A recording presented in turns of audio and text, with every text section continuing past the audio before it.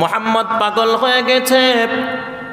আল্লাহ বলেন মা সাহিবুকুম বিমাজনুন, তোমাদের সাথী তোমাদের বন্ধু মুহাম্মাদুর রাসূলুল্লাহ পাগল নন, কিন্তু তারা পাগল বলে ঘোষণা দিতে লাগলো।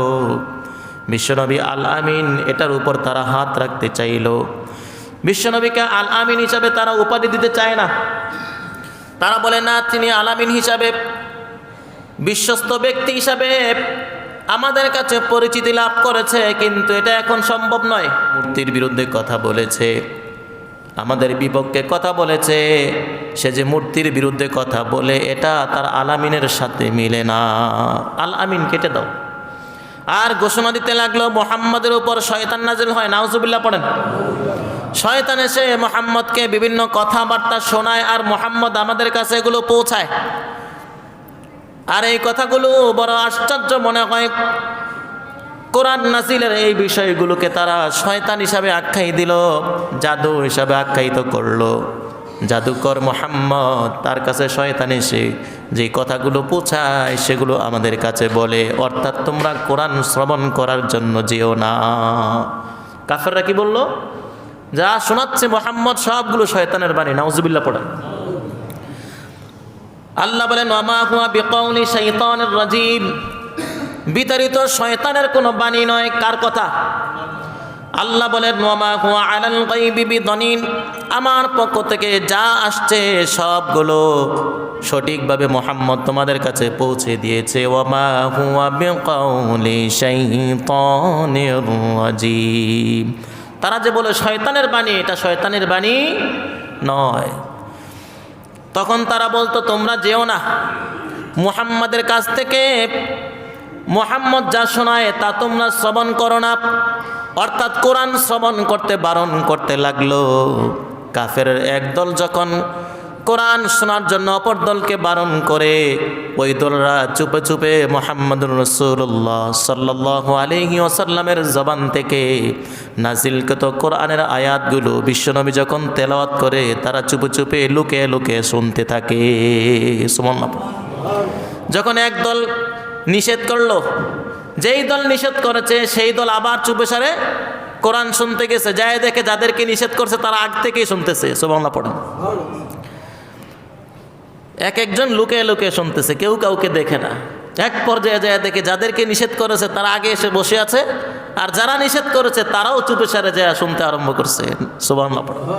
এটা হলো মুহাম্মাদুর রাসূলুল্লাহ সাল্লাল্লাহু আলাইহি ওয়াসাল্লামের উপরে নাজিলকৃত এই কোরআন। এই কোরআনে আমরা শুনি, ঠিক কি না? যারা নিষেধ করছে তারাও শুনতো, যাদেরকে নিষেধ করতেছে তাদেরকেও শুনতে দেখতো। তারা এক পর্যায়ে বলল وقال الذين كفروا لا تسمعوا لهذا القرآن والغوا فيه لعلكم تغلبون, কোরআন শ্রবণ করার জন্য যেও না, যদিও যাও কোরআনের মজলিসে বিশৃঙ্খলা সৃষ্টি করার জন্য যাবে। নাউজুবিল্লাহ পড়ে। তো এই কোরআন এমন একটা কিতাব যেটাকে যারা আলামিন নামে আখ্যায়িত করেছে বিশ্বনবীকে, তারাই এই কোরআন শ্রবণ করার জন্য যেত। শুধুমাত্র একটু প্রবৃত্তির কারণে, ক্ষমতার কারণে, নিজেদের ক্ষমতা ধরে রাখার জায়গায় থাকার কারণেই কোরআন বুঝেও বুঝে নাই, নবী সত্য এটা মানার পরেও মানে নাই, ঠিক কিনা? তার মানে তাদেরকে পিছপা করে রেখেছে তাদের ক্ষমতা, তাদের সম্মান, তাদের বংশ মর্যাদা। বুঝতো, জানতো, সবই বুঝতো, বোঝার পরেও তারা মানত না। বিশ্বনবীকে যখন বলল মক্কায় যত সুন্দরী নারী আছে সবচাইতে সুন্দরী নারীকে তোমার স্ত্রী বানিয়ে দেব, মক্কার রাজত্ব তোমাকে দান করব, মক্কায় তোমাকে সবচাইতে বড় কোটিপতি ধনাঢ্যবান বানিয়ে দেব। বিশ্বনবীকে অফার দিলে বিশ্বনবী বললেন না, আমার জন্য সম্ভব। বিশ্বনবীর চাচা আবু তালেব এসে বলে বাতিজা, তোমার পক্ষে তোমার জীবনের শুরু থেকে শেষ পর্যন্ত আমি থাকবো, আমার যতদিন হায়াত আছে তোমার বিপক্ষে আমি কখনো যাব না, তোমাকে আমি আমার দেহ দিয়ে তোমাকে আমি রক্ষা করব, আমার জান মাল দিয়ে তোমাকে রক্ষা করার জন্য আমার কোনো কমতি থাকবে। কিন্তু মুহাম্মদ ভাতিজা, যেই ধর্ম তুমি প্রচার করছো এটা ছেড়ে দাও, তারা যেটা বলে সেটা মেনে নাও। বিশ্বনবী বললেন, চাচা আপনি আমার চাচা, আপনি আমাকে অনেক ভালোবাসেন, আপনি আমাকে মোহাব্বত করেন। ও চাচা, আপনি জেনে নেন আসমানে যেই চন্দ্রটা রয়েছে, ওই চন্দ্র যদি আমার এক হাতে কাফেররা এনে রেখে দেয়, অপর হাতে যদি সূর্যটা এসে এনে রেখে দেয়, মক্কার সুন্দরী নারী কেন, মক্কার রাজত্ব কেন, আসমানের চন্দ্র সূর্য যদি আমার হাতে এনে রেখে দেয়, তারপর আমি এই পথ থেকে পিছপা হব না। সুবহানাল্লাহ। তার মানে হলো পৃথিবীর সব দিয়ে দিলেও সঠিক পথ থেকে সরার কোনো সুযোগ নাই। তো বিশ্বনবী কখনো চলে যায় নাই হক পথ থেকে। বিশ্বনবীর কাছে যত বার্তা এসেছে সব বার্তা বিশ্বনবী সঠিকভাবে পৌঁছে দিয়েছে। এজন্য রব্বুল আলামিন বললেন, ওয়ামা হুয়া বিকাউলি শাইতানির রাজিম। তারা যে বলে এটা শয়তানের বাণী, এটা শয়তানের বাণী নয়। ওয়ামা হুয়া আলাল গায়বি বিদনীন, আমার পক্ষ থেকে যা কিছু আসছে সব আমার পক্ষ থেকে যা আসছে তাই পৌঁছাচ্ছে, কোনো কিছু গোপন করে নাই, কোনো কিছু নিজের পক্ষ থেকে বলে নাই, কোনো কিছু শয়তানের পক্ষ থেকে বলে নাই। ওয়ামা হুয়া বিকাউলি শাইতানির রাজিম, বিতাড়িত শয়তানের পক্ষ থেকে এটা কোনো কথা নয়। কার কথা? আল্লাহর কথা। আল্লাহ বলেন, ফাআইনা তাযহাবুন, তোমরা কোথায় যাও? আল্লাহ বলেন, ফাআইনা তাযহাবুন, তোমরা কোথায় যাও? সুতরাং তোমরা কই যাচ্ছ, কোথায় যাও? এই সব কিছু শ্রবণ করার পরে কেন তোমরা চেহারা ফিরিয়ে চলে যাও? কোথায় যাও? তোমরা মনে করো এই মজলিস থেকে চলে গিয়ে অন্য মজলিসে তোমাদের পক্ষে কথা শুনবে। যখন এই মজলিসের পক্ষে কথা পক্ষ হলো না, বিপক্ষ হয়ে গেল, অন্য মজলিসে আবার চলে গেল, যাওয়ার পরে সেখানেও দেখবে তাদের বিপক্ষে কথা, তাদের পক্ষে কোনো কথা নাই। আল্লাহ বলেন, এক মজলিস থেকে অন্য মজলিস, এক দেশ থেকে আরেক দেশ, পৃথিবীর যেই কোনো প্রান্তে যাও না কেন, কোরআন একটাই বলবে, ইন হুয়া ইল্লা যিকরুল লিল আলামিন। এটা এক মজলিস, এটাই সমাপ্ত না, আরেক মজলিস সেখানেই সমাপ্ত না, এক দেশ সেখানেই সমাপ্ত না, পূর্ণ পৃথিবীর পূর্ণ বিশ্ববাসীর জন্য কোরআন উপদেশ বাণী। সুবহানাল্লাহ। কোথায় যাও? ফাআইনা তাযহাবুন, যেখানেই যাবা, ইন হুয়া ইল্লা যিকরুল লিল আলামিন, যেখানেই যাও সেখানে এই কোরআন তোমাকে উপদেশ দিবে। ঠিক কিনা? কোথায় যাও? মনে করছে এক মসজিদ থেকে পালিয়ে অন্য মসজিদে গেলে আমার পক্ষে হবে, সেখানে যে দেখো কোরআন হেদায়েত দিচ্ছে, কোরআন তোমাদেরকে উপদেশ দিচ্ছে। আল্লাহ বলেন, পৃথিবীর যেই কোনো প্রান্তেই যাও না কেন, কোরআন সব সময় তোমাদেরকে উপদেশ দিবে। এই কোরআন শুধুমাত্র মুসলিম নগরের জন্য নাজিল হয় নাই, এই কোরআন শুধুমাত্র বাইতুল্লাহ, সৌদি আরব, মক্কার জন্য নাজিল হয় নাই, ফিলিস্তিনের জন্য নাজিল হয় নাই, এশিয়া মহাদেশের জন্য নাজিল হয় নাই, আমেরিকার জন্য নাজিল হয় নাই, পাশ্চাত্যের জন্য নাজিল হয় নাই, মুসলমানদের জন্য নাজিল হয় নাই, ও মুসলিমদের জন্য নাজিল হয় নাই। আল্লাহ বলেন, বিশ্বে যত মানব জাতি রয়েছে, মুসলমান হোক কিংবা ও মুসলিম, মুসলিম হোক কিংবা ও মুসলিম হোক, যত মানব জাতি রয়েছে, হিন্দু, বৌদ্ধ, খ্রিস্টান, ইহুদি, যারাই থাকুক না কেন, আল্লাহ বলেন, ইন হুয়া ইল্লা যিকরুল লিল আলামিন। এখানে বলে নাই যে শুধুমাত্র মুসলমানদের জন্য এই কোরআন উপদেশ দেয়। এই কোরআন কাকে উপদেশ দেয়? পৃথিবীতে যত মানব জাতি রয়েছে, দুইটা জাতি, মা খালাকতুল জিন্না ওয়াল ইনসা ইল্লা লিয়াবুদুন, দুইটা জাতি পৃথিবীতে, শুধুমাত্র জিন ইনসান, এই দুইটার জন্য আল্লাহ পাক এই কোরআনকে উপদেশবাসী বানিয়েছেন।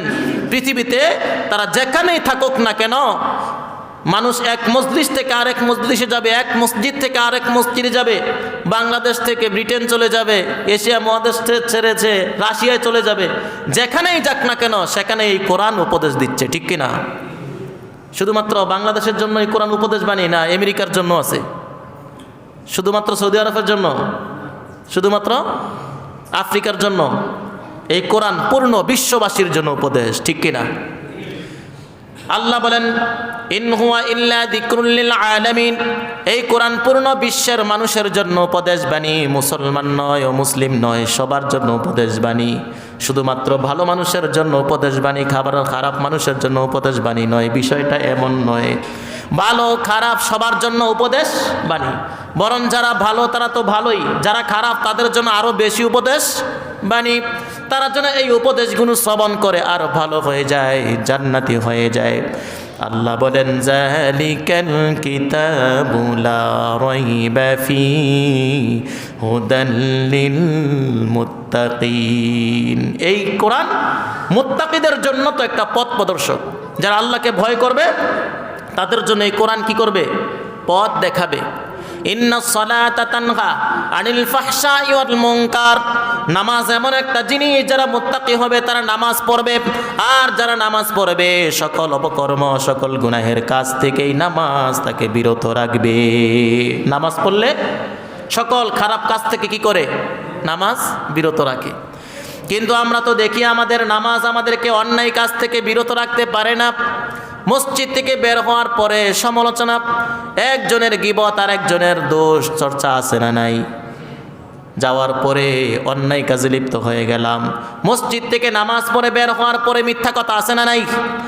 আমরা যে নামাজ পড়লাম, কিন্তু নামাজ তো আমাদেরকে মিথ্যা থেকে বারণ করে নাই, অন্যায় কাজ থেকে বারণ করে নাই, চগলখুরি থেকে বারণ করে নাই, সুদ খাওয়া থেকে বারণ করে নাই, ঘুষ খাওয়া থেকে বারণ করে নাই। তাহলে নামাজ তো আমাদেরকে অন্যায় কাজ থেকে বারণ করে না, আয়াত মিথ্যা। আওয়াজ করে বলতে হবে, আয়াত কি মিথ্যা? তাহলে কেন, যদি মিথ্যা না হয় তাহলে এই নামাজ আমাদেরকে কেন অন্যায় কাজ থেকে বারণ করে না? বুঝতে হবে যেই নামাজ আমরা আমাদেরকে পড়তে বলা হচ্ছে, যেই নামাজ পড়লে যেই নামাজ অন্যায় কাজ থেকে বারণ করবে ওই নামাজেই আমরা পড়তে পারি না, ঠিক না? আমরা নামাজ পড়ছি, যেই নামাজ আমাদেরকে অন্যায় কাজ থেকে বারণ করবে এমন নামাজ আমরা পড়তে পারি নাই, বিদায় আমাদেরকে অন্যায় কাজ থেকে নামাজ বিরত রাখে না। আমাদের নামাজ হয় লোক দেখানোর জন্য, আমাদের নামাজ হয় 1 মিনিট 2 মিনিটের জন্য। নামাজ যেভাবে পড়ার প্রয়োজন, আল্লাহর দিকে নজর রাখবে, আমি আল্লাহকে দেখি।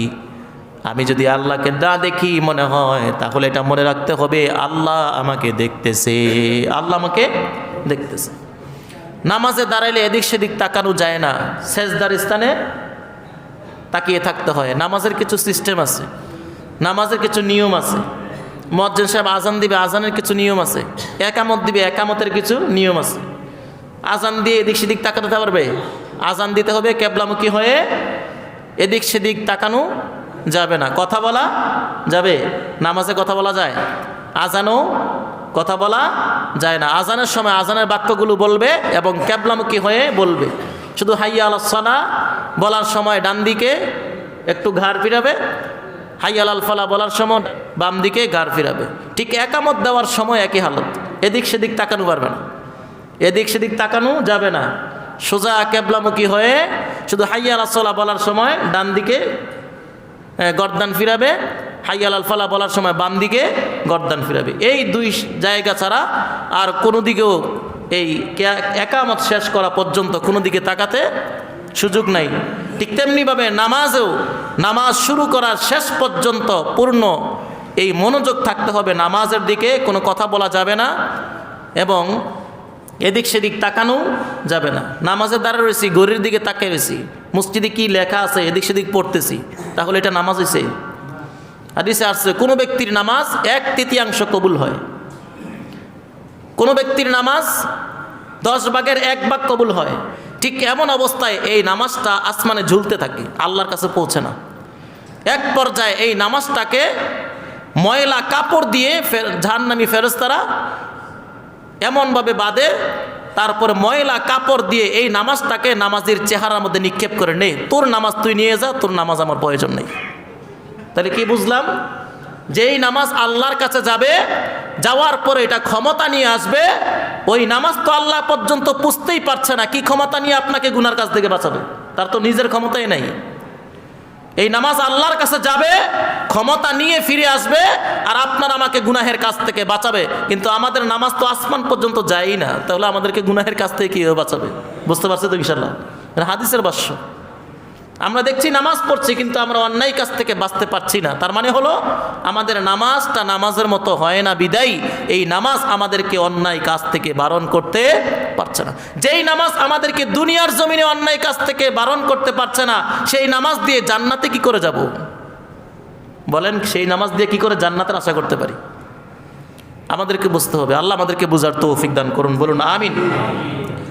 আল্লাহ বলেন এই কোরআন মুত্তাকিদের জন্য হেদায়াত নিয়ে আসছে, এই কোরআন বিশ্ববাসীর জন্য উপদেশ নিয়ে আসছে। পৃথিবীর যেখানেই পালাই না কেন, যেখানেই যাই না কেন, এই কোরআন সব সময় কানে কানে যে বলবে আমি তোমার জন্য সতর্ক বাণী নিয়ে আসছি, তোমাদের জন্য উপদেশ নিয়ে আসছি, এটা অন্যায়, এটা নয়, মেনে চলো, অন্যায় করো না। সব সময় কোরআন কি করবে? আমাদেরকে বলতেই থাকবে। ঠিক যেমনিভাবে একজন মালাকুল মউত ফেরেশতা আছে না নাই?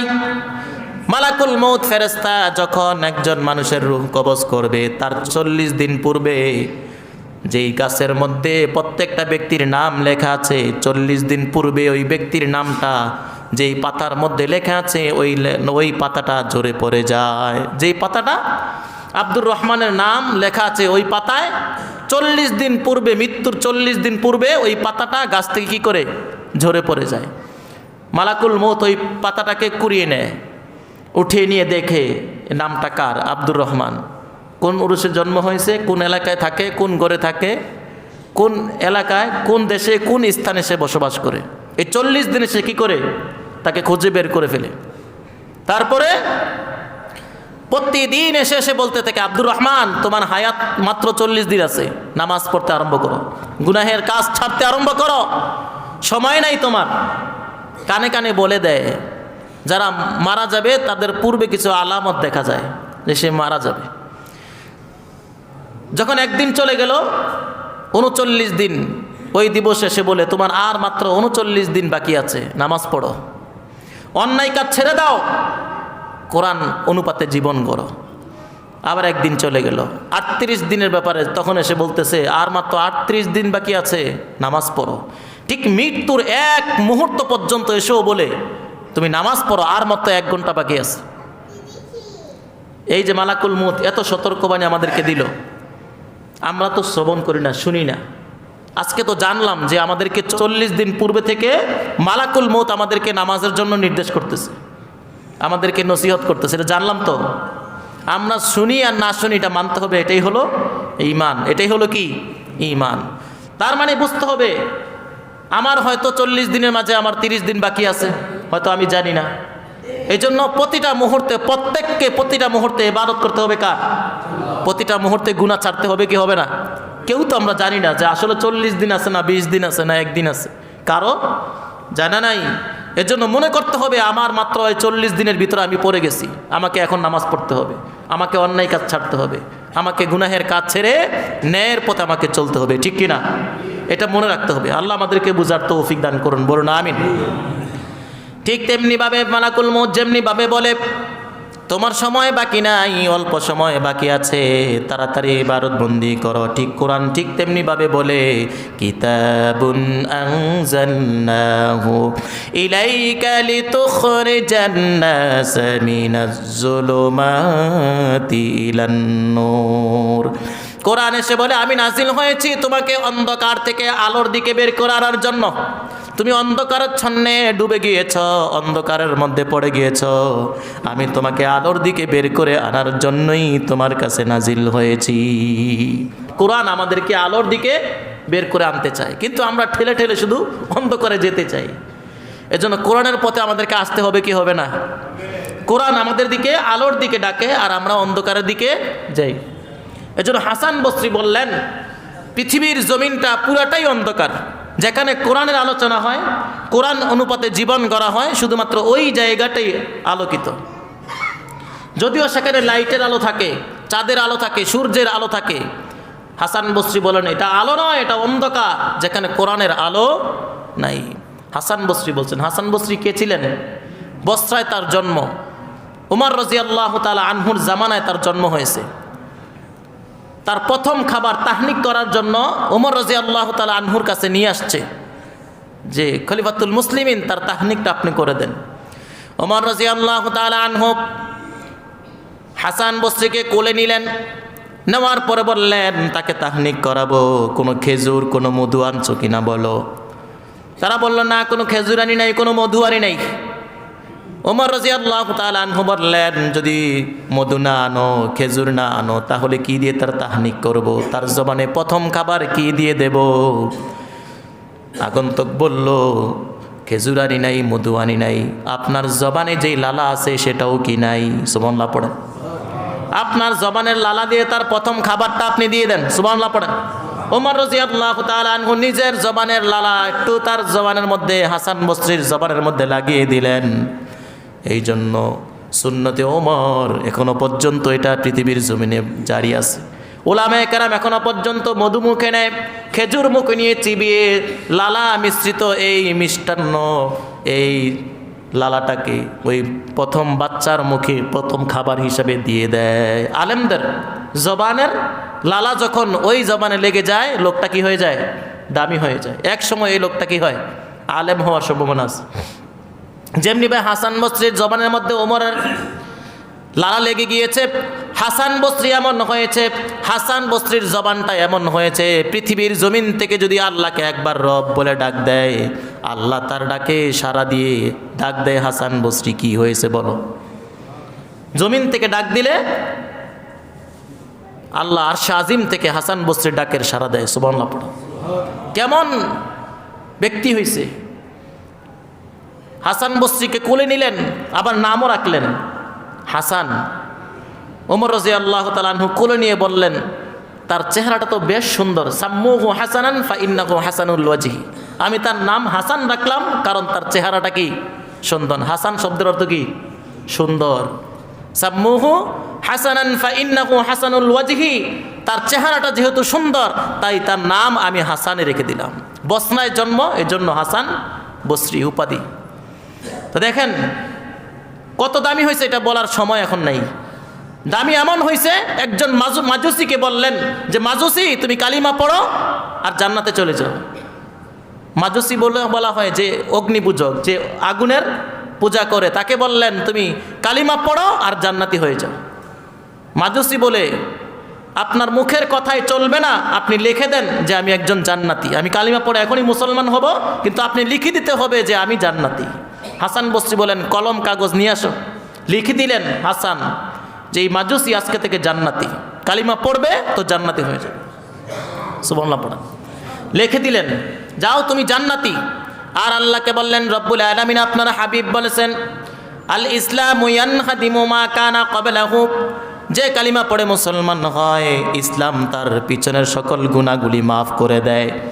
মান ক্বালা লা ইলাহা ইল্লাল্লাহ দাখালাল জান্নাহ, যে কালিমা পড়বে সে জান্নাতে চলে যাবে।